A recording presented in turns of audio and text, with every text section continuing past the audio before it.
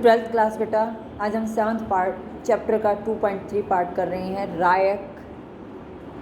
रायज and the Nayaks, राय तथा नायक। अब ये नायक हैं कौन?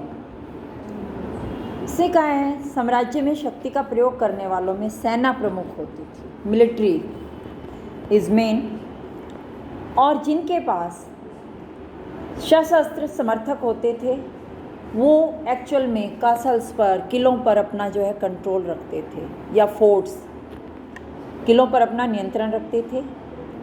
ये लोग ज़्यादातर एक जगह से दूसरी जगह मूवमेंट करते रहते थे। These chiefs often moved from one area to another, लेकिन कई बार ये सेटल्ड होने की भी कोशिश करते थे in search of pastures areas and agriculture area. तो फर्टाइल लैंड की तलाश में किसान उनके साथ भी देते थे। इन चीफ्स को बोला जाता था नायक्स, और ये मेनली तेलुगु या कन्नड़ लैंग्वेजेस बोलते थे।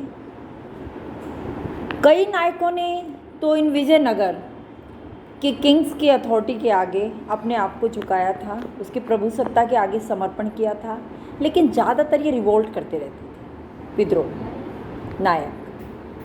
और लास्ट में इनको मिलिट्री एक्शन से ही कंट्रोल में किया जाता था।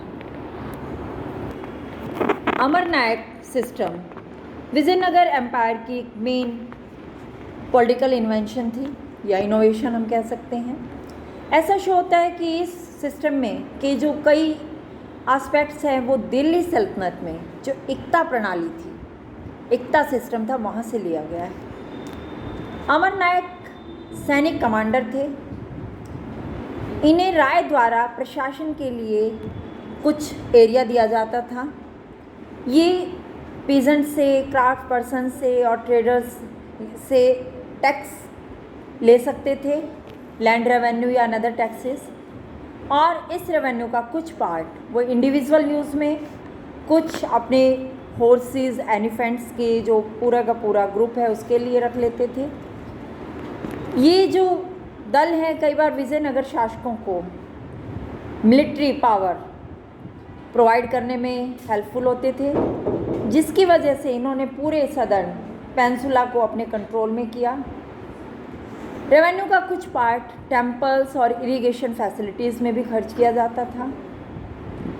अवर नायक ट्रिब्यूट देता था किंग को एनुअली, और अपनी लॉयल्टी शो करने के लिए, अपने पर्सनल नीड जो अपीयरनेस उसको शो करने के लिए गिफ्ट्स भी वो देता था।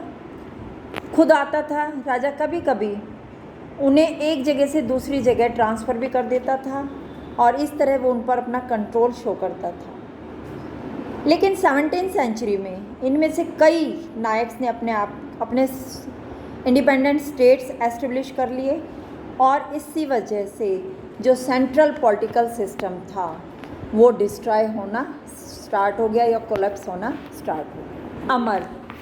अमर जो है वर्ड वो माना जाता है कि संस्कृत वर्ड समर से लिया गया है, जिसका मीनिंग है बैटल और वार, लड़ाई या युद्ध। ये पर्शियन वर्ड अमीर से भी मिलता जुलता है, जिसका मीनिंग है ए हाई नोबल, ऊंचे पद का कुलीन व्यक्ति।